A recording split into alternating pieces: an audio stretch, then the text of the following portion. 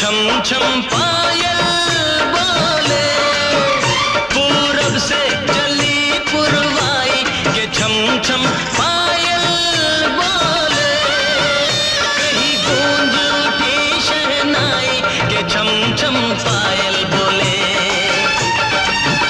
कहीं गूंज उठी शहनाई के छम छम पायल बोले।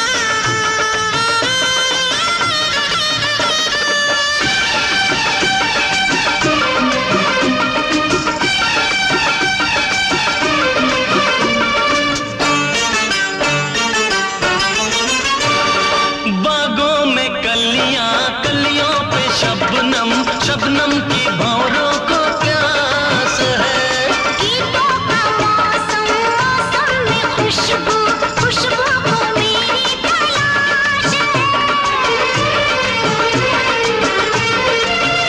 ओ बागों में कलियां, कलियों पे शबनम, शबनम की भंवरों को प्यास है, गीतों का मौसम, मौसम में खुशबू, खुशबू को मेरी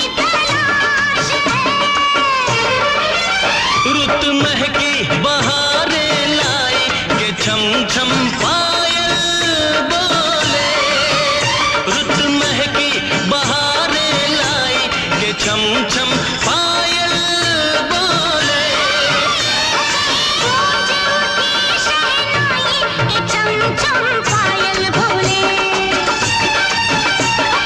गूंज उठी शहनाई के छम छम पायल बोले।